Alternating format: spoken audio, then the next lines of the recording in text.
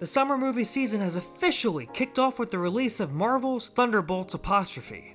Here we find Florence Pugh's Yelena struggling to find meaning in her life while performing her various Black Widow secret agent duties.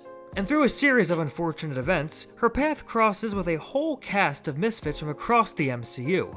Her dad, the Red Guardian, Bucky Barnes, who's now a congressman, heck, I'd vote for him, Ghost, John Walker, a mysterious man named Bob, and who could forget Taskmaster? I'm sorry.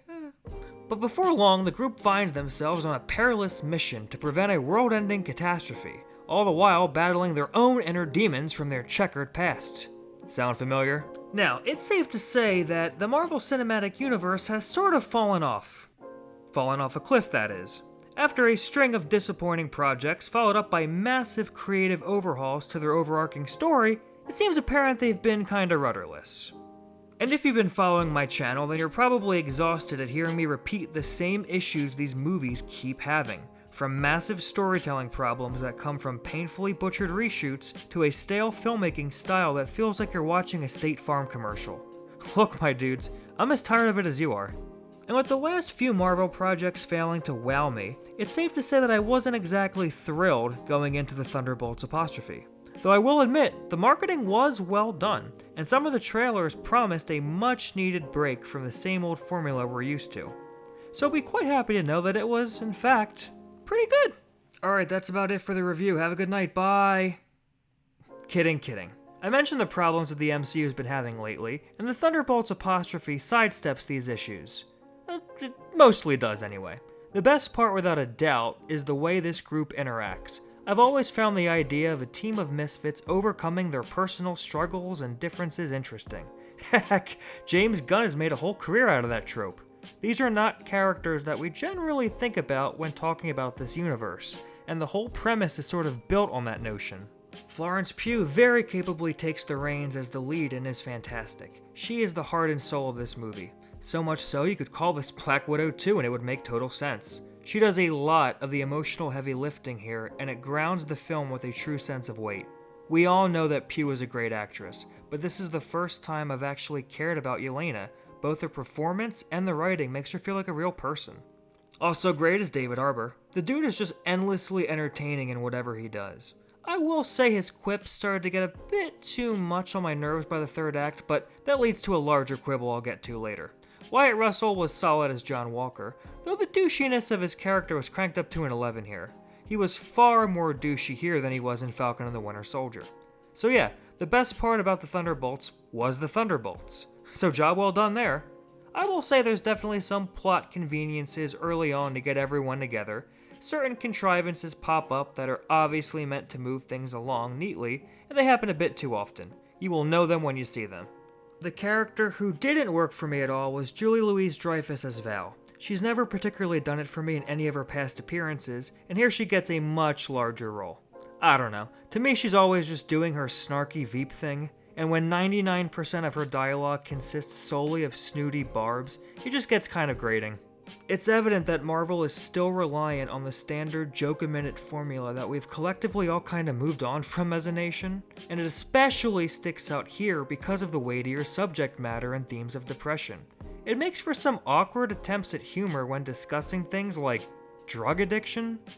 I don't know, man. Didn't we learn not to joke about this kind of stuff after Love and Thunder? The MCU brand of humor has just lost its touch over me.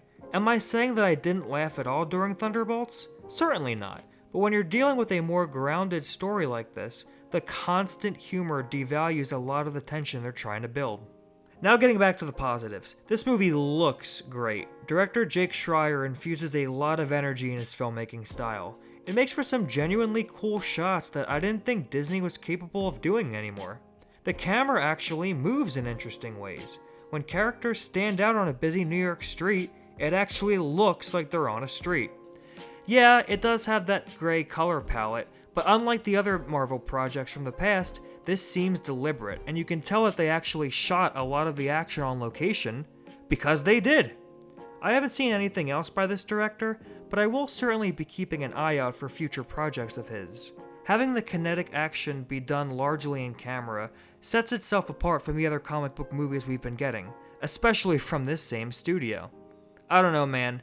Give me a few one-shot tracking sequences of people kicking butt, and you'll have me on board. It was this style which made up for the more formulaic beats this story took. The whole thing is essentially Marvel's Suicide Squad, and when all is said and done, the film doesn't really take place in more than a few locations. I'm being extra careful not to reveal certain plot beats, but I personally felt like a few more scenes would have done a lot to show the team bonding more and to help pace things out. Hey, don't get me wrong, I love me some efficient storytelling, but the runtime barely cracks 2 hours. I think an extra 10 minutes at the most would have done some good for the Thunderbolts apostrophe. I really dig watching this team. Shockingly, I just wanted to see more.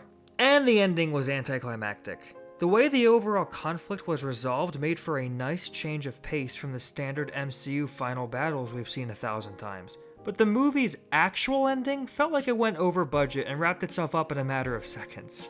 I guess they were trying to go for the whole cliffhanger angle, but to me, there were too many unresolved questions regarding the overall plot.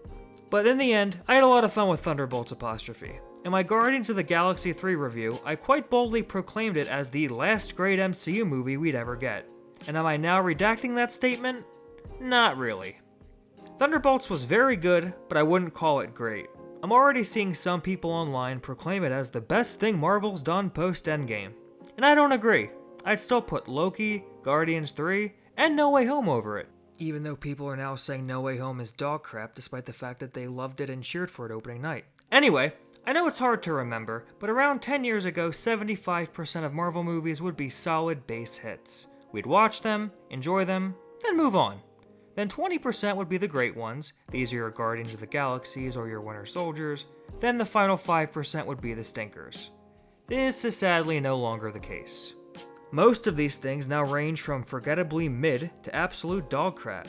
To me, the Thunderbolts apostrophe represents those solid base hits that used to be commonplace.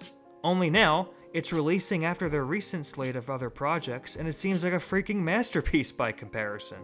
It is by no means a masterpiece, but it is a lot of fun. It's not a movie you need to rush out to see this weekend, but it is one you should check out when it hits Disney+. It's good, but not fantastic. I'm gonna give Thunderbolts apostrophe a B.